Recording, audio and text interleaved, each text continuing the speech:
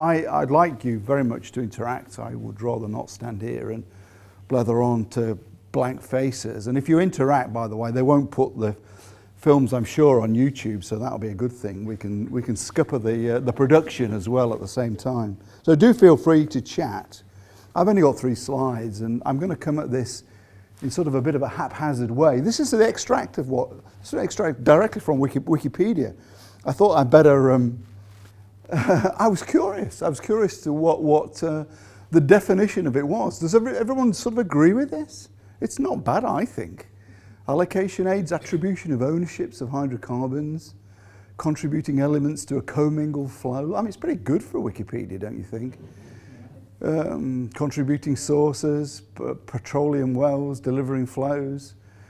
I mean, it's a bit limited there, I suppose. Petroleum, natural gas, water, sand, and whatever else comes up a well bore. And indeed, what goes back down a well bore, I mean, whether it's gas lift or injection water or whatever else. And then, you know, the extended point around allocation and accounting being used interchangeably. Do companies still have I mean, what are the positions in companies? There are hydrocarbon allocation engineers. There used to be something in BP called a loss controller years ago. And as I say, going back to 40s, I remember the guy joining, actually, a fellow called Ron Pestel. He must be well retired now. But I remember it became in BP in the 70s and 40s, the idea of loss control, where we were losing hydrocarbons from the theory was actually became quite important. And what that sort of middle paragraph does for me, and it sort of prompted me to write the next bullet points that you'll see in a minute, it talks about inventory control, and that sort of takes you down all sorts of avenues to my taste. It takes you down working capital management, liftings management, and so on and so forth, just the general storage idea, and so on. There's mention there, you know, obviously multi-phase flow, and then crucially down to zonal levels in a reservoir. And I want to say quite a lot about this. I mean, I think people underestimate the complexity of trying to sort of estimate cumulative production and reserves at the zonal level. And the illustrative point I have for you on that, I worked in Angola for a time, twice. And at the time when the discoveries there in the deep water were, you know, I remember Block 31 in particular. You drilled a well in Block 31, and you found hydrocarbons on lots of small accumulations. But what was interesting was it was multiple zoned, and the government of Angola was very conscious of, you know, the money flows into the country naturally enough. The signature bonuses for those deep water blocks back in the 90s and the early 2000s was significant. But what the government the mechanism by which you got a development approved was on the basis of a development area. So it was on the mapping, on the geological map, and an area drawn around it. But they tweaked to the idea that actually the development area, in fact, was a development volume. So if you discovered something deeper, they would ring fence that for tax purposes, and it would be a different fiscal regime on the basis of depth, on actually reservoirs being split. And I'm just sort of illustrating the importance of allocation in the reservoir for commercial reasons. There's mention there in that bottom paragraph of PSAs, cost oil and profit oil. And I want to say something about that in a minute. I mean, everybody works here in the North Sea, I take it, tax and royalty scheme.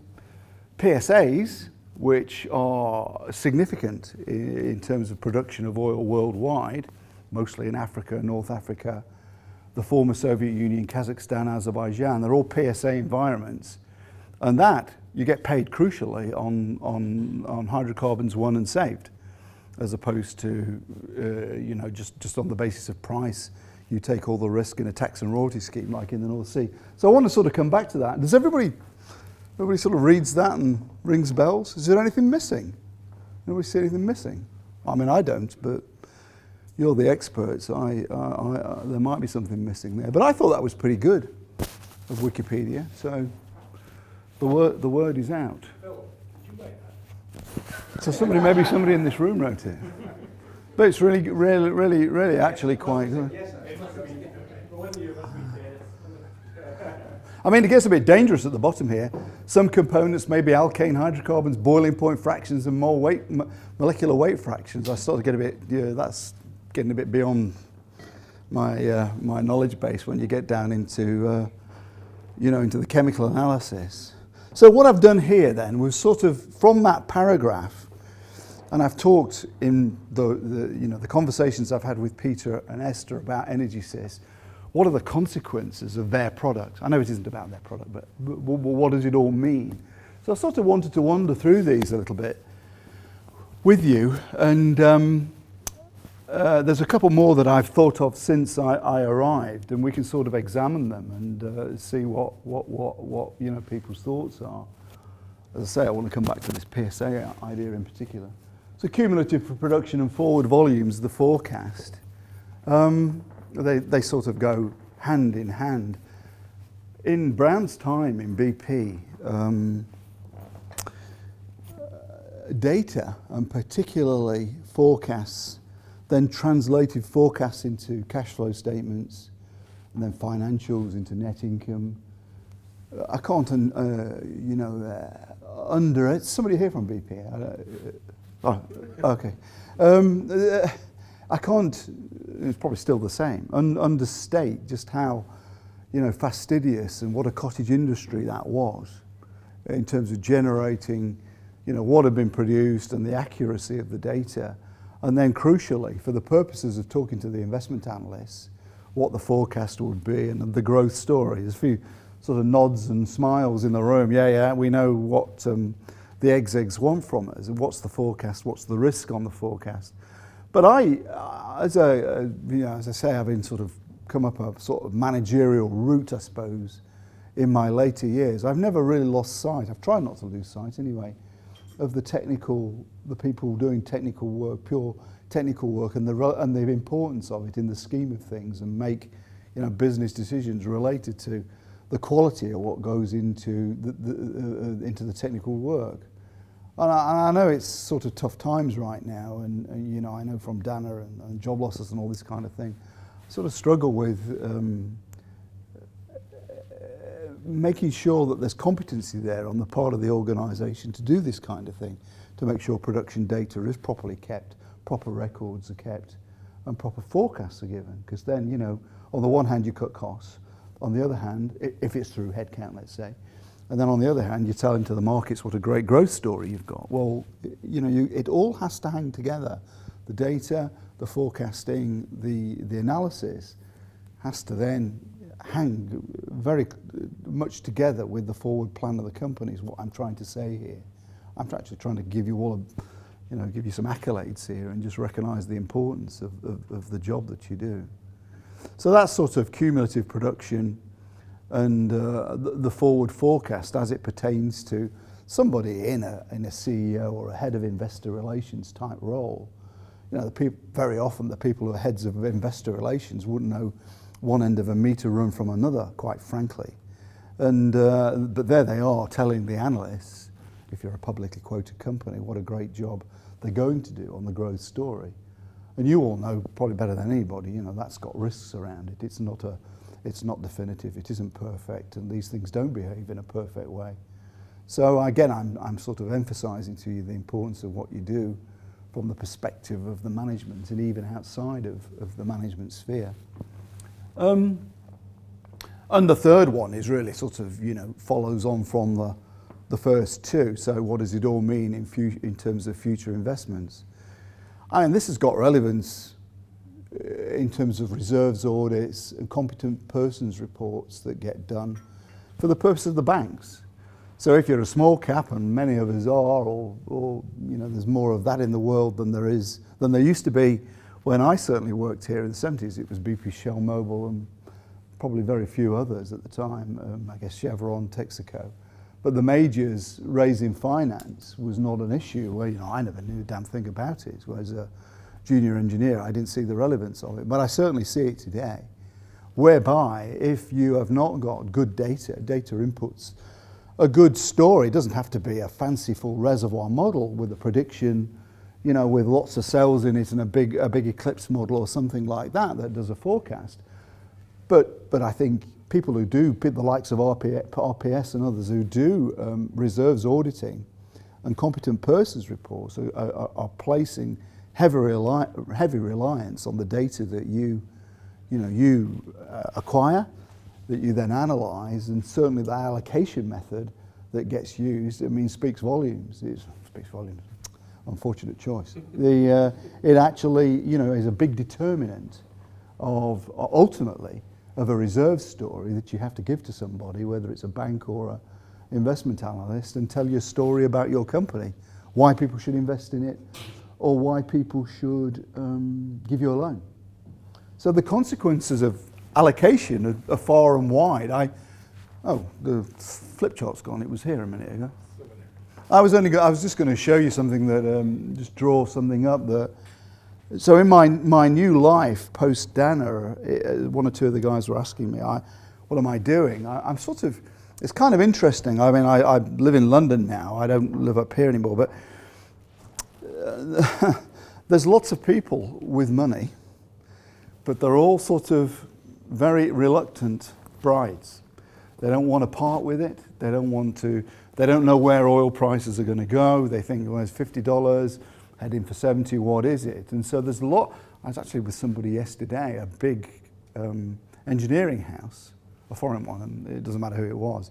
But the very words were used to me was, we have a big war chest, but everybody's sort of looking at things in a bit like a wary cat watching a mouse hole or something, deciding whether or not to pounce. The example I want to show you was something I worked on fairly recently, and I don't mind telling you where it was. It was in Egypt. And so this was a business proposition. This was an acquisition that, there were some assets up for sale. But in Egypt, all the fields are in different concessions. It's a bit like different blocks. There's a field here in concession 1. This is in concession 2. Different dates, different terms even within the concessions. There's third-party production from something or another. This is all in a marine environment, but then there's an offshore terminal here with a tank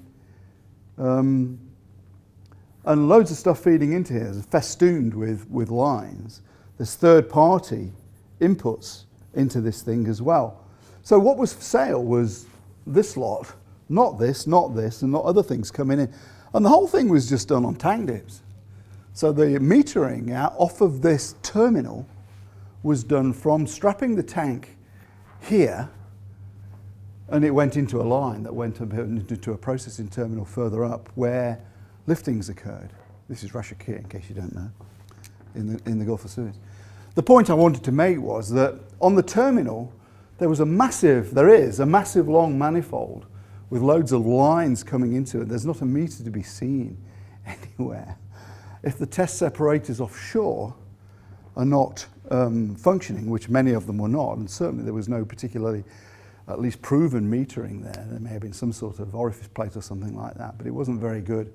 The point I wanted to make to you is, how the heck do you base future reserves on something like this, a big carve-out of a load of concessions through a terminal where allocation is just complete guesswork, absolutely just guesswork. So the point of all that is the offer that you might make to a potential seller. Correction, let me say that again.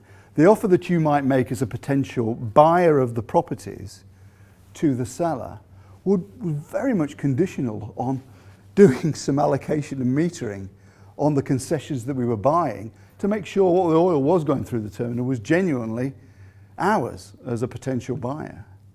And then that spills out into the reserves estimate, and hence the borrowing from the banks. You see where I'm heading with this, the importance of it.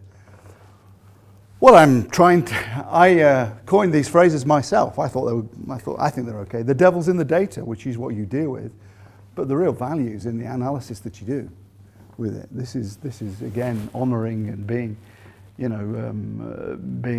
respectful of what you do as allocation and metering engineers. the value that you bring is in the analysis that you do with the data. And if the data is no good, the analysis can't be good. Sort of an idea. So I personally appreciate it very, very much, the sort of job. The analytics. I mean, I think, you know, there's off to the tangent a little bit. I think analysis in oil companies and people who do analytical work is generally undervalued. It's seen as administrative. It's seen as a cost. You know, people know the cost of everything and the value of nothing. So I sort of wanted to emphasize that to you. I don't see it that way, so, you know, keep doing what you're doing. Do chip in, by the way. This is pretty scary here, you know. I'm getting... Is everybody still here? I mean... I mean, what you're saying is consistent with what we do in the card as a company. We get involved right at the front end, just looking at the metering that's available and coming up with suggested allocation regimes. Yeah. In the pre-development phase, you mean? Yeah, in terms of, you know, you're thinking about putting in this type of metering, or you've already decided what you've got, how are you going to allocate? Yes. So we'll do the advanced work on the allocation philosophies and proving which is... But that's in the design phase of the project, is it? Or is it after it's started up? Or too late? It's usually there's some decisions... That's a big failing. You get to influence sometimes that you need a meter or whatever. So there is influence. And then we take it... It's a massive failing, you know. That's a massive failing on the part of investors. It needs to be earlier, Yeah. Well, you were just telling me, Dennis, that you're doing the same for Catcher and Solar. Lab meetings, that was the last thing people... Why people don't... It's our mantra is it's the cash register of the business. It's crazy because that's the whole reason you're doing it in the first place. Yes. Well, of course, your project general manager isn't doing that he's doing it to get a T-shirt and a big bloody bonus when his project comes online, and of course the poor old operations engineers have to make the damn thing work when it wasn't as advertised on the box. No, I mean, so I'm just being sympathetic here. There's a lot of discussions early on. Yeah, that's a really good point. In my career then, I mean, let's talk about myself too much here, but you know, one of my bits for BP was head of operations. I was in the Americas, it wasn't here. But one of the big laments in big companies, and it's probably today as true as it ever was, it's a daft phrase, but it's operations involvement in projects. So you know what project people are like. They'll close the doors, do the design, they'll say it'll work, then they'll give you, chuck it over the fence, and then you've got to sort of sort it out, which is what operations people do. But what made me think was that in all of that lament and all of that drive we had as heads of disciplines, there were three of us, Mike Skidmore was one of them, the three of us never ever mentioned light metering and allocation. I don't remember mentioning it once. It was all about whether or not a pump would work, or the configuration was right, or whether or not there was enough space in the walkways to pull a pump cartridge out, or something like that. That was always missed. Interesting you say. It's short view, because for all the manager, what you recognize upon is like production, making money. Yeah, so of course. You all recognize it's very important, it's essential, but when he comes to do, you know, tomorrow we want more, you know, you don't want to stop 3 days to prepare a meeting. No, there's no thinking time, You know about it, we'll do that and also we'll do it later. Test, samples. You know, this takes you down a different pathway, but it is back to this idea in the design of a capital program. So everybody gets off on the wells, or they get on the facilities in FPSO. What does it design? Is it this? Is it that?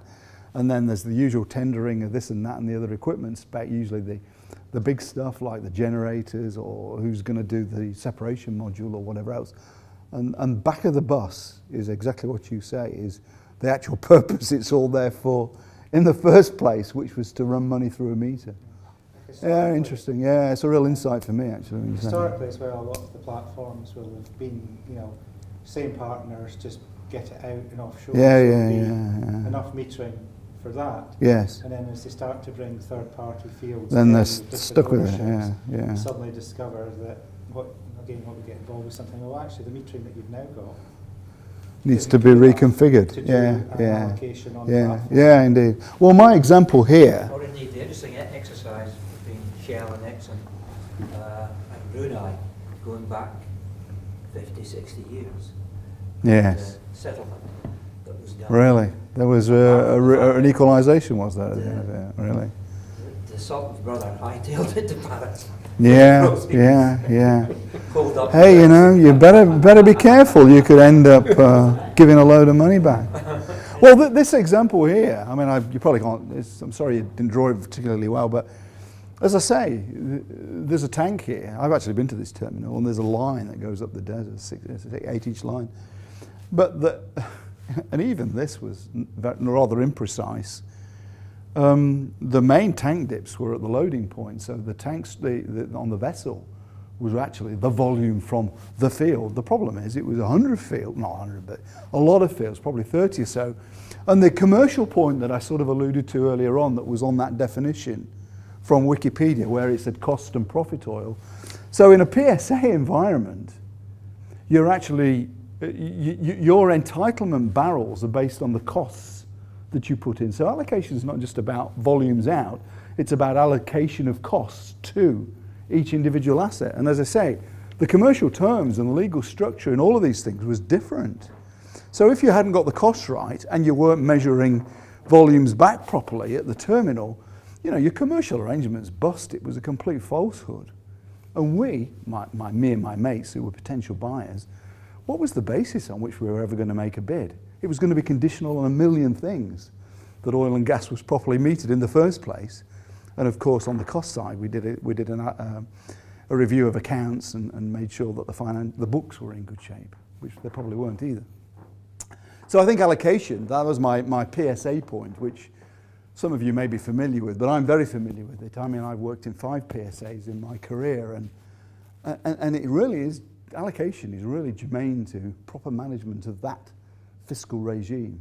You can probably get away with it in a tax and royalty scheme if it's a simple field, but as you say, when third parties start to turn up, all of a sudden the game changes.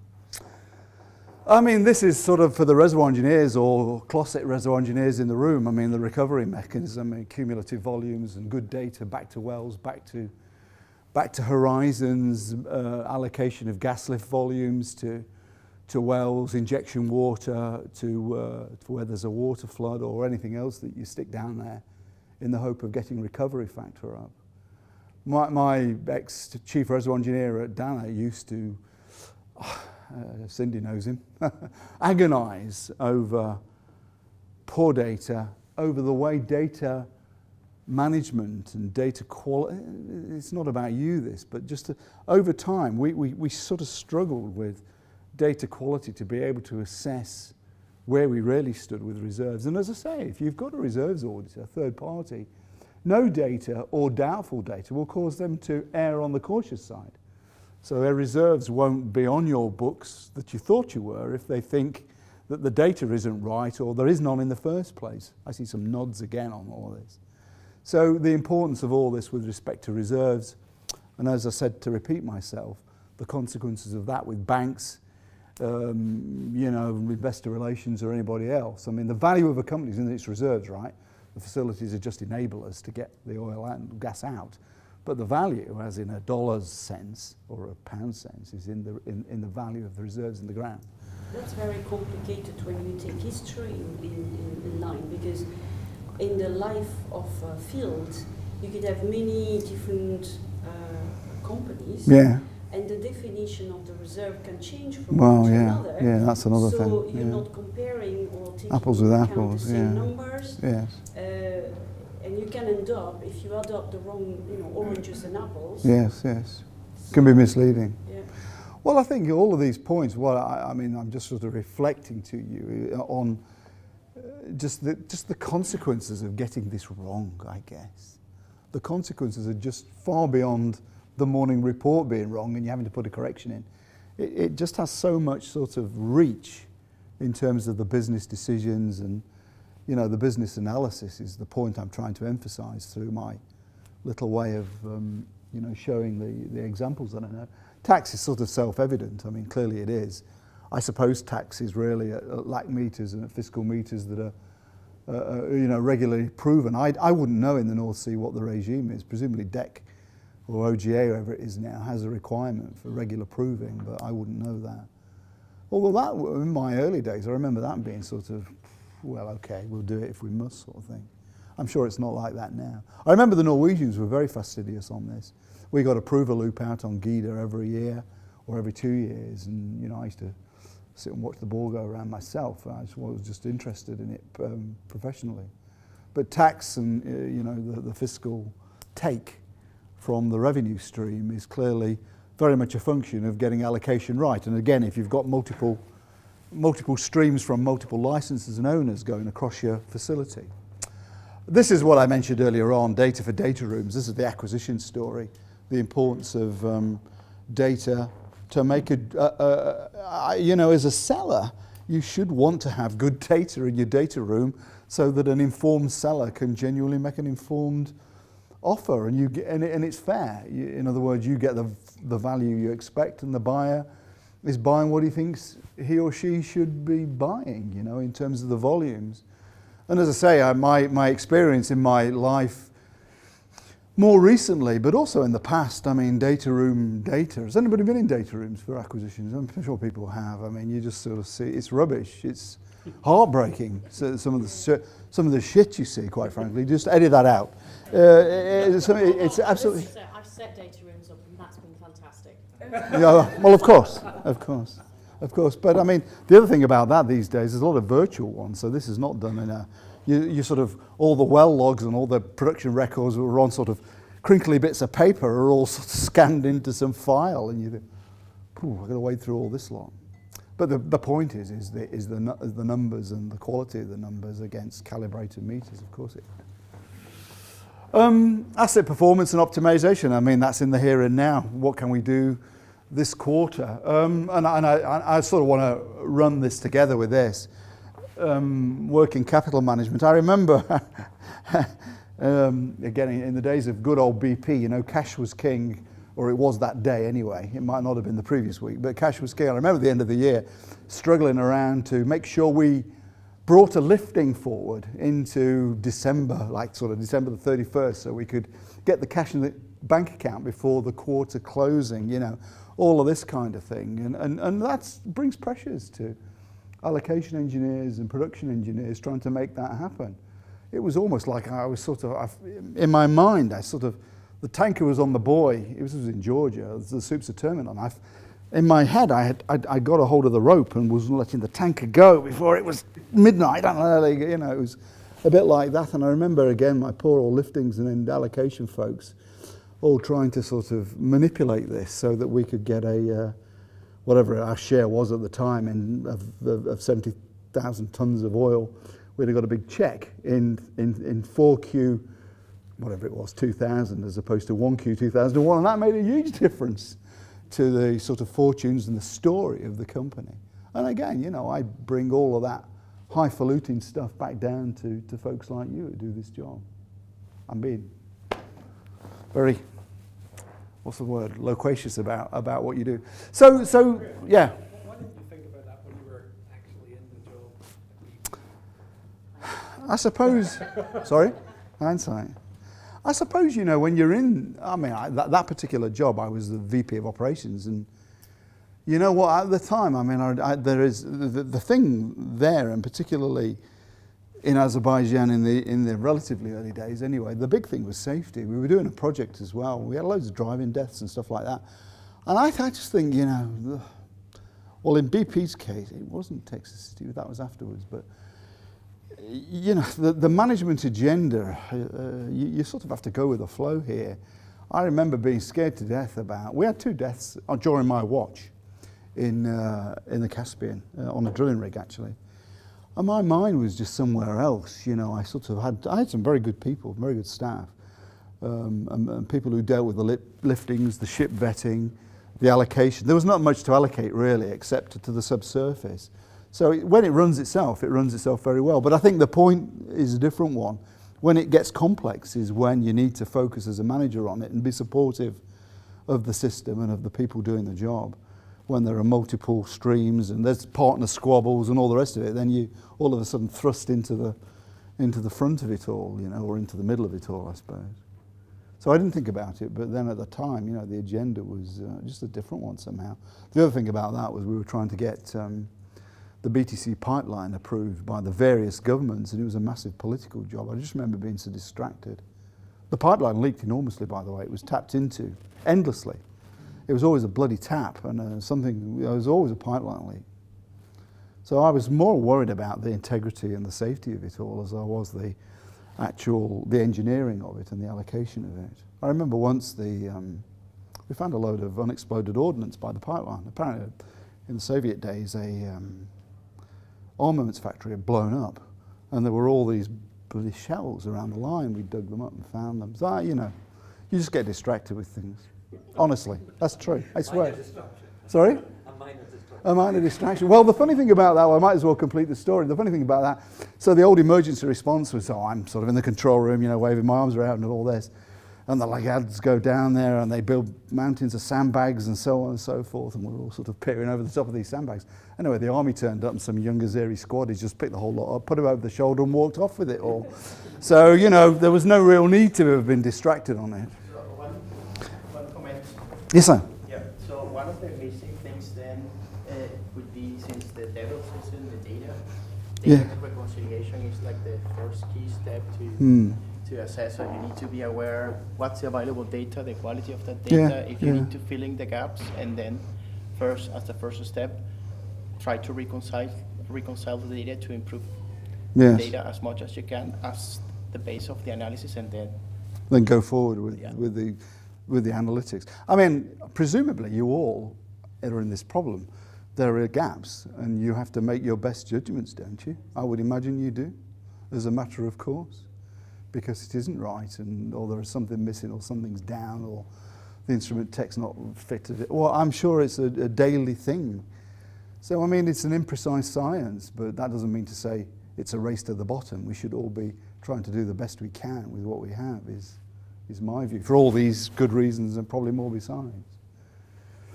Is everybody still here? Are still okay with this? I mean, I don't know, is this all right? Is this what you want? I mean, I don't know. I could go on about all sorts of things. I had some other stuff on here. No, it wasn't.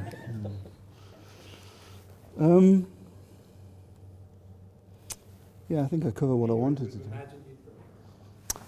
Well, I mean, it's the story you tell about things, isn't it?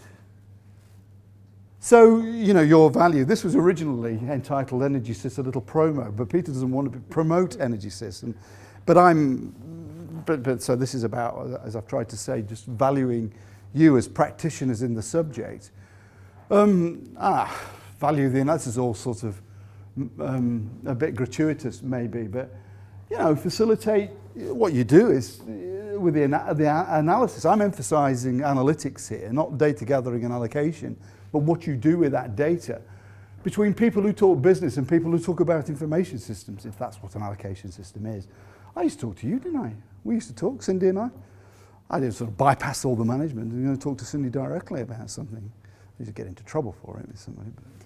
But I mean, it is the value of what you do. And this is a sort of a motherhood statement, but it isn't a bad one. Competitive advantage. I mean, people like to say we're better than the other guy, or you should buy my asset because the data is in better quality, or whatever it is. Data and data analytics, to me, are a competitive advantage now. It's not just an administrative job, is the point I want to sort of emphasize here.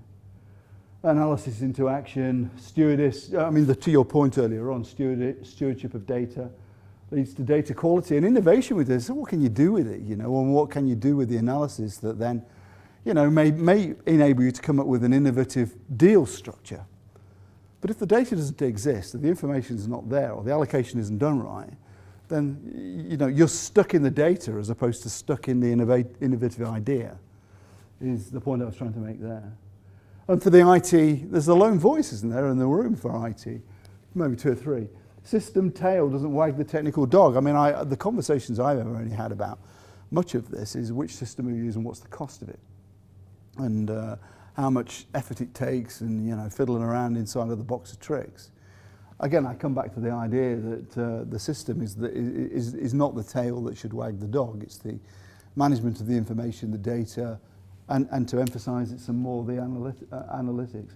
And the only bit of promo for EnergySys is what we've talked about is a pricing model that, recognises this point about unit lifting costs as production declines, unit lifting costs tend not to decline, but our pricing model just is sympathetic to the idea of as production falls away, so does the price per barrel fall away. So that was only a little bit of EnergySys promotion about the system that Peter and I have talked about. But it's all of that. Even having said that, it's all about sort of helping you as practitioners in getting this right and raising the profile really amongst management and the people you report to, and so they do, pay more attention to it and not just go off on something else. So that was what I wanted to say. It was to be very much about emphasising the importance, as I see it, of all of this and of what people like you do. And as I said, I've tried myself to be true to that. It's not always easy, but you try to sort of honour the fundamental technicalities of the business and promote it and improve it. Thank you.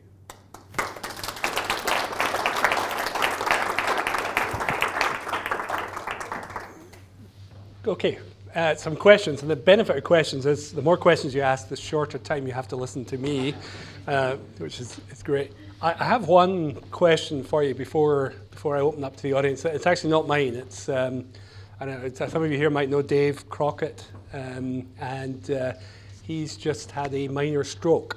So he's recovering, okay, but he would have been here apart from the fact he's got a physiotherapist's appointment today. And he was asking, he read the synopsis of your talk and thought it was pretty visionary and understanding of the role of data management and allocation. How do people go about, how are you going about convincing your peers in the industry of the importance of it? What steps can be taken? Not easily is the short answer. Not easily. I think we touched on it. I mean, we sort of said it. It somehow or another, the other challenges, the day-to-day. The problem I have with the oil industry and over time has been people are rewarded for putting out fires, and people are not rewarded for seeing around the corners before the damn fire flares up. And that's a real tragedy, because I think this subject probably is more around fire prevention than it is all being firemen and women, That's the way I see it. So what gets managers' attention is the things that are going wrong. I did a job recently, and I interviewed a CEO for the job, and I said, "Hello, name, how's it going?" And he said, "We've got to get a cost down. We've got to get a cost down." I kind of like, all right, well, okay, I mean, so people just start with the issue of the day, and obviously maintaining the viability of a company, its profitability today, its cash flows in the case of the small companies. Cash really is king for the small entities. It's not around net income and dividend returns, particularly for the smaller companies. I mean, a lot of them have given up, or if they've ever even paid dividends. So cash and keeping yourselves going is where people's heads are. So by analogy and by extension, something that is a cost becomes a target, and it is this thing about taking the time out to recognize that data management, analysis, allocation systems are enablers to cash flows, not a cost in the way of cash flows, is the conversation. I don't think the execs, they're not very sophisticated about this, in my view. I mean, I'll probably never get another job now, but they're not very sophisticated about this at all. It's single issue management a lot of the time, which is a pity.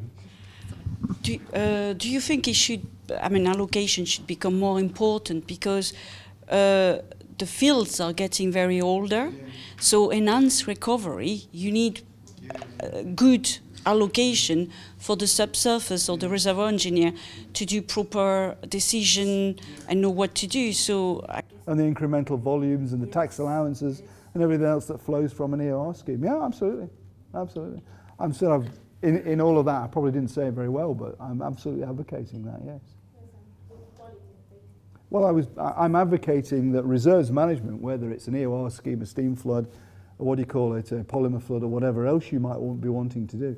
And even if it's not EOR, quite frankly, even the optimising a gas lift or a water flood, even if it's secondary type of recovery or artificial lift. But you're right, I mean, with EOR, and you're going to put expensive polymer down there, or you're going to put steam generation plant in place if you're going to do a steam flood or something. I mean, the benefits of that are incremental to the original capital. And I'm going to ask, what's the return on the capital employed for the EOR scheme, not for the field as a whole? Or I'm certainly going to ask both questions, not just one question. So you're right. I mean, all of my chit-chat here and that sort of rather garbled way of saying it is all aimed at that very point, that the profile needs raising. The issue you've got is you will make it not a problem, really, until it is one. Yeah, I think problem. And I don't run very fast. Okay.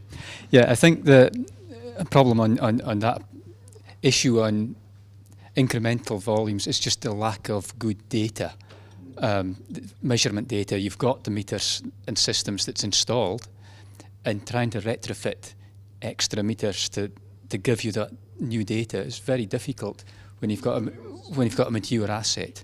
I mean, the amount of the money it costs to put something in afterwards. Yeah. So I mean, the kit might cost 100,000 or 200,000, but it's going to cost you $1 million to install, and it's getting that approved. I kind of like want to think about that as if you're going to do an EOR project, so it could be about incremental wells and, I don't know, pumping equipment or whatever it is for polymers, but I think what needs to go into the project scope is incremental metering then. And it possibly doesn't, or it's back to what we said earlier on, it's sort of an afterthought. People forget all of that. It's all about the rotated equipment or the chemicals or the tanks or whatever else it is, you know. And the metering, oh yeah, we better think about that as well. And then, you know, you've got to sort of make it up a bit. You know? No, I'm very sympathetic. I mean, I learned something then, that point about involvement in projects by operations people, and it needs to include people like you, specifically to get your voices heard about this very important subject. And it just doesn't happen. There are people, there's usually maintenance people are involved in input to projects. I mean, certainly in BP we are trying to get better at that. Yes. As a big project, just get involved Earlier, Get yeah. involved very, very early. Yeah. And sometimes your commercial agreements haven't actually been written. Yeah, indeed. And plans being designed, so you don't know what you have to do until much nearer to when it comes on stream. By which time the project is cast in stone. It's all built, the as-builts are done, all the rest. Yeah, no, indeed, I'm sympathetic. I genuinely learned something there, that this is an area, it's curious, it just doesn't sit high enough up, to your point, and it should, because for all these reasons. In the IT industry, there are companies that I've sold to, like airlines and bookies, who they come from a transaction-based industry. They can't even decide to do online betting or take an airline booking unless they've got a system. Whereas you go to engineering companies and sell project management systems or, you know, oil flow, they start with what they're doing, and then they have to go back and look at how they're going to account for it, which is where the oil industry is coming from. And so therefore, measuring transactions is easy and effective. You're measuring transactions. So my kind of question is come around to, you know, I think I've got a good handle on why we need to do it. So why are people doing it with such different methods? And from what you know of what we do, apart from the pricing model, what other things do you think? And I don't know how many other systems you know about. Well, maybe that's kind of leading into what Peter was talking about. The major companies will do this on a standardization basis, so they don't like multiple IT systems and they don't like multiple versions of the same system. So just to sort of neutralize it, take a maintenance management system. So BP standardized on Maximo, but the accounting system was SAP that they standardized, as I recall. That was during my days then. And of course SAP and Maximo, forget who made Maximo. Now it is it? There was another company at the time. Anyway, it doesn't matter, but the two things didn't talk to you to build an interface. And so all of a sudden this gets awfully expensive, awfully complex, and there's projects and IBM consultants all up to the rafters everywhere and so on and so forth. I mean, I'm probably adding to my CV of not being able to get a job ever again in the industry. Managers of oil companies are no bloody good at figuring out IT at all. You know, they really are not. I mean, I tell you what, BP had multiple versions of Maxima. That's a function of acquisitions and different entities all coming together, but it took us ages to try and sort it out. So I think one of the other reasons is, I mean, I think once you've got a system, it's very hard to change. You know, you're invested, you've got the infrastructure, people are trained up, the data repository, the data historians there, whatever. Change is difficult. So you've got to have the case for change, and the case for simplicity, the case for different storage methods like the cloud or whatever else. I mean, you know, that's an IT matter, and it's not easy to change people in such things. But do you think these problems that you've these problems that you've highlighted today, or these issues, are the kind of whys for me? Why do it? And as a why do Well, do you think these are the consequences. I've tried to say what the consequences are of getting it wrong. Well, do you think it's more, given that people aren't spending money at the moment, is the problem bigger at the moment than it was, or just it's always been the same? Well, I suppose what will tend to happen, as it always happens in the down cycle in this industry, everything becomes underinvested, whether it's maintenance, IT systems for this or anything else, training, recruiting. Well, you all know this industry, you know what it's like. So in the down cycle, this is tends to what's happened. So the capability general of the industry gets lowered. People leave the industry, you know, they go and do something else, you know, whatever. And as I say, I mean, graduates can get a better job in a bank or doing financial services or whatever they can do. So my concern, my sort of professional concern is always with this is you know, the competency and the capability of the industry gets lowered. And then either you have a commercial disaster or you have a physical one, God forbid.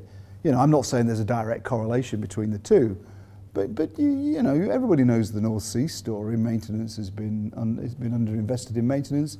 And so, you know, operating efficiency of platforms is lower than it perhaps should be, had there been a more even approach to this. So, you know, there's no easy answer, Alan, to this. Well, and from sitting from the other side then, I mean, just to make it clear, you know, if you've got a capital program, if you're exploring and you've got a project or some more a line of projects, you got to fund them. You can't just sort of switch them off. Yeah. So what do? You know, you're in this dilemma. You're on a fairly fine line between, even at $100, you can be on a fine line between a surplus cash, because much of that will go to be either reinvested or to pay a loan off. So that's the thing with this. And so the simple incremental decisions about efficiency in an allocation system become sort of rather subordinated is the problem with this. There's no easy answer. I better shut up. I'll take one more question then, if anyone has one more question. Kirsty's got them. Hi, I'm an analytics guy, so that's what I do. And I would agree with you on one thing. The oil industry is Only one? Only one. Only one. The oil industry is a total laggard when it comes to analytics and data. They collect gazillions of data points and sensor data and all the rest of it, and then it goes into a lake somewhere, and they don't do anything at all with the data in terms of checking it and so on. And if you compare the oil industry against aviation, railways, some manufacturing, FedEx, people who ship goods, then they are doing predictive and event-driven analytics. Every time you pass your credit card into a terminal, someone is checking at the speed of light, whether it's stolen, whether you've gone over your credit limit or whatever. Patterns, whatever else. Yeah, and yet we allow compressors to fail. We don't monitor the sensors as they go, and there's so many things. I have a little bit of a chink of light in this. I've talked to Peter a little bit about this, but I've actually seen a program, and you may know of them already, but I've actually seen it. It's been done by academics in the US, but it actually takes plant data, and it's a bit like, you know, body monitoring without any symptoms. So when there are deviations from norms, they're not in trip conditions. So, you know, they just monitor a level, and if it's not even hit the alarm, deviations within the operating envelope, but they're starting to use that with sort of like artificial intelligence to come up with diagnostics. That's precisely where Pi came from. Well, you know, it's a line of thinking, because you're right. I mean, there's there's invested in all this stuff. There's these primary elements everywhere. There's computers up to the roof, control panels, and many people care about one number, whether or not it's in an alarm condition or a shutdown, and what the number is that's important, whether it's a volume flow rate or something. So yeah, you're right. And the thing about the oil industry, it claims to be a high reliability industry. I think that's cobblers. I really personally, I think that's not right. There's planes flying at this moment in time whose engines are generating the same data that you get from an oil platform. And some guy's looking at it in Heathrow. It's predicting that it needs this type of maintenance, that type of maintenance, and the spares are there when it lands and it gets repaired. That's how they make high reliability organisation. I'm there. I'm converted. Yes, but a good question. Is analytic ready for the oil and gas or oil and gas? Well, I think, I think people are leaders are going to have to sort of see some light. The oil industry tends to be retrospective, retroactive to a problem. That's what I've tried to say here. We all jump about and are heroic when something goes wrong, and I'm saying, let's look around the corners and make sure that it doesn't in the first place. But the history of the industry is that you don't tend to get rewarded for it. Yeah, the platform that has 200 production days in a row gets missed, but the one that fails and they bring it back online. That'll get into the company newspaper. The other one won't. Exactly. Yeah. But I think that it would be unfair to put everybody on the same side because, for example, Shell in the breach in the Gulf of Mexico is doing a lot of stuff, trying to make the best use of the data to forecast some events and do diagnostics. Right? Yeah. But I think one of the main issues is that the problem, you cannot solve a problem via technology. It's just a combination of technology embedded into the But it's behaviours and leadership as well, surely, isn't it? So otherwise you will end up in the traditional cycle. You select a new technology, implement that, and dies. So if it's not embedded into the company processes. Well, that's my point. It's an act of leadership to make sure the emphasis changes. And getting good data costs money because it inevitably requires, if you want more better data about wells, you need you to look at it, which has a knock-on on your production. And, although it's perhaps a point we don't make sufficiently violently that getting bad data costs more. Well, this is the thing. Well, if your compositions are wrong, getting somebody to divert a well to the test separator used to be like sort of climbing Mount Everest. It's it's analogous to it's just astonished me. Anyway. Okay.